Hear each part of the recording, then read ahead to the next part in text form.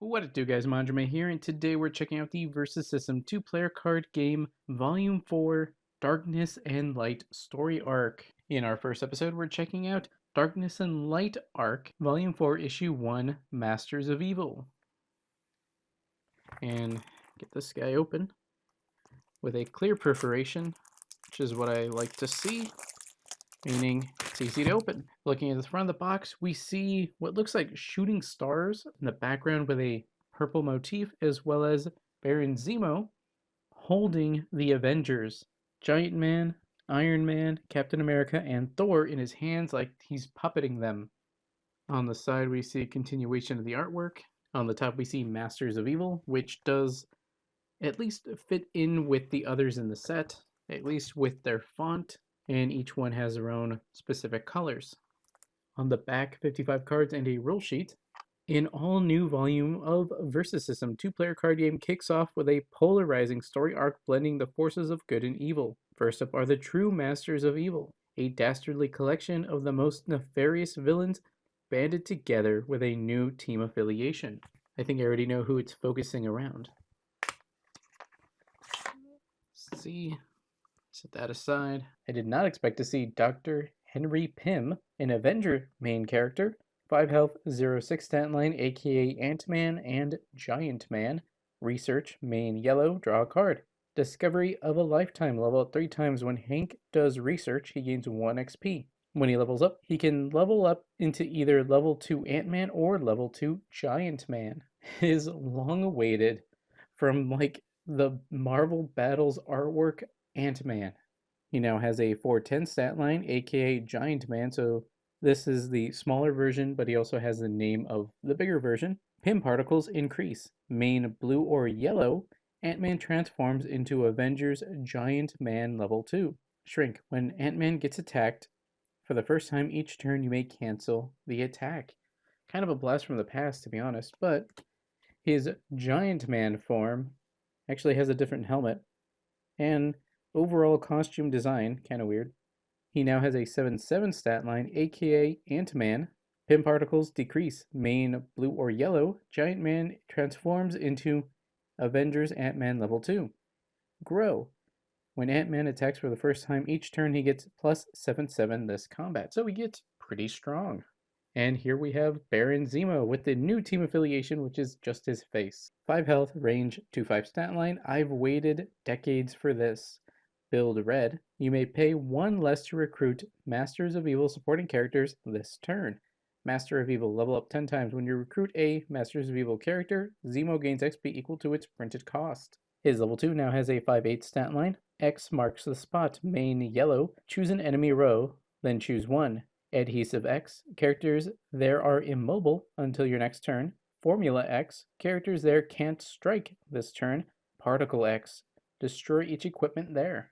Next up, we have the Crimson Cowl. 6 health, flight range, 4-2 stat line, aka Ultron. Gas pellet pistol. Main red. Choose an enemy supporting character. Crimson Cowl could attack, then choose one. Sleeping gas. Daze that character. Lethal gas. Wound that character until it has 1 remaining health. Keeping in mind this is a supporting character he's doing this to. Acquire blueprints. Level up 2 times. When you play an Avengers Mansion special location, Crimson Cowl gains 1 XP. His level 2, he reveals himself to be Ultron. He now has a 10-4 stat line. Infiltrate the mansion. Ultron can use Avengers Mansions to pay for superpowers. Eye emitters. Main blue. Choose an enemy supporting character. Ultron could attack, then choose one. Hypno beam. Ready that character and move it to your side. At the end of your turn, move it back. Ultra beams. Ultra blasts. Wound that character. Both pretty good. Going on to the supporting character lineup, we have the Melter. 1 cost, 1 health. Range, 2-1 stat line. Melting Ray. Combat red. Melter gets +5 attack. This combat you may KO an equipment on the defender. If the defender has iron in its name, it can't strike this combat. See, in the image there, he's literally melting Iron Man's suit.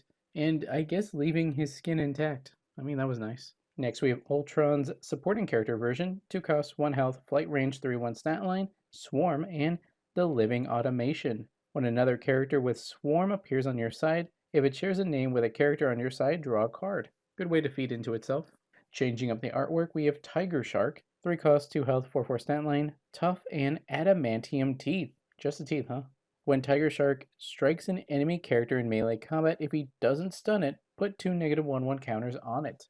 Whirlwind, 4 cost, 1 health, flight, 6/4 stat line, the human top. Whirlwind can't be struck in melee combat. Radioactive Man, 5 cost, 2 health, range, 7/4 stat line, hard radiation. At the end of your turn, put a -1/1 counter on each character in the row in front of Radioactive Man, which I believe if you put him in your back row, you're going to hurt your front row. But if you put it in your front row, it's going to affect your opponent's front row. Radioactive Blast, main green, double the -1/1 counters on enemy front row characters. Absorbing Man, 6 cost, 3 health, 6/6 stat line, the most dangerous guy in the world. At the start of your main phase, you may choose a basic location on any side with a name that you haven't chosen for this character this game, and if you do, he gets a following until the start of your next main phase: Academy, Genius, Fortress, +5/5, Laboratory, Range, Trading Ground, Stealth, Earth, Tough, Space, Indestructible. Next we have Claw, 7 cost, 1 health, range, 10/6 stat line, Indestructible, where he cannot be wounded, and Sound Generation. Main blue, put a front row enemy character to its back row and it loses and can't gain powers this turn. Then we have the titular members of the Wrecking Crew, starting with Bulldozer. 3 cost, 2 health, 3/3 stat line, one of a kind, Masters of Evil, starting main character required, Wrecking Helmet. Bulldozer can melee attack enemy resource rows. When he strikes a resource row, KO a number of random locations that are equal to his attack. Then replace them with cards from the top of that player's deck face down. So it does not say if he gets locations that you play him face up. So net positive for you. Wrecking Crew. Bulldozer has +2/2 for each other Wrecking Crew character on your side. Speaking of, we also have Pile Driver. 4 cost, 2 health, 4/4 stat line, one of a kind, Masters of Evil, starting main character required.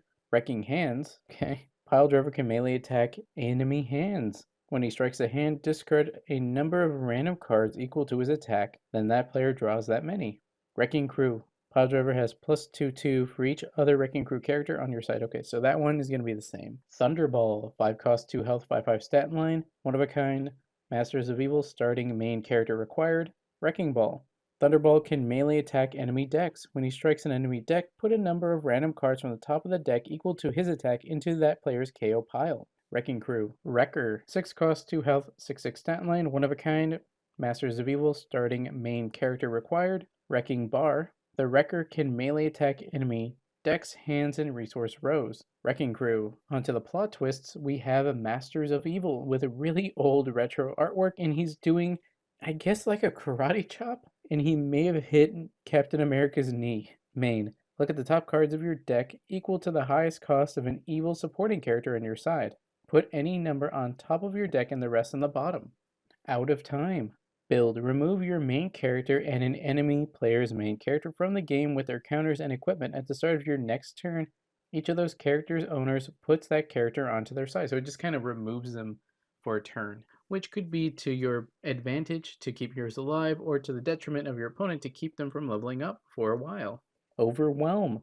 Combat. Each attacker on your side gets +1/1 this combat for each attacker on your side. So the more you have, the more you get.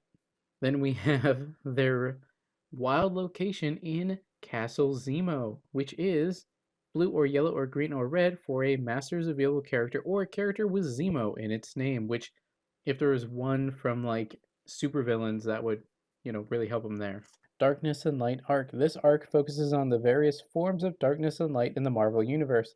This issue features the Masters of Evil, a new evil team, of course. The next issue looks at practitioners of mystic arts like Doctor Strange and Dormammu. And the third issue focuses on vampires and their hunters, as well as the Masters of Evil logo, very simplified version. Ultron, main character. Hypno Beam lets you steal an enemy player's supporting character for a turn. It can be ready or exhausted. If it's exhausted, you'll ready it. At the end of your turn, you'll move it back to an enemy player's side. You don't have to put it back in the same row where it was before.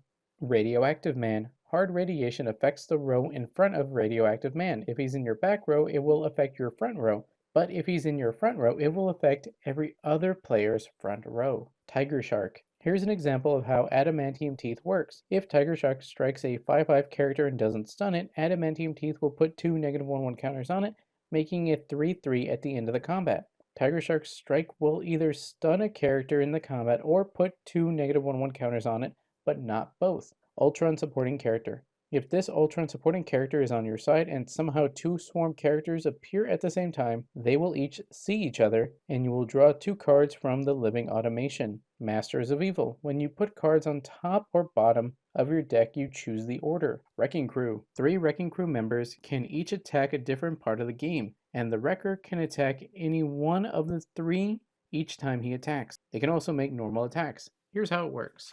These are all melee attacks, so in order to make them, the Wrecking Crew members must be ready and in his front row, and he will exhaust to start the combat. The Wrecking Crew character can attack an enemy player's resource row, hand, or deck, even if that player has face-up characters on their sides. In other words, characters can't protect a resource row, hand, or deck from Wrecking Crew. While a member of the Wrecking Crew is attacking hand, deck, resource row, he counts as being an attacker, but there is no defender. Players can play plot twist, use superpowers, or power up as normal. For example, the defender could play a plot twist to reduce an attacker's attack or cancel the combat. These special attacks can be team attacks as long as each character in the attack is allowed to make an attack that special part of the game. For example, Piledriver and the Wrecker could team attack an enemy hand. In this case, their effect will resolve in the order the attacking player chooses. So you could have Piledriver make an opponent discard and then draw cards, and then after that the Wrecker could do the same, or vice versa.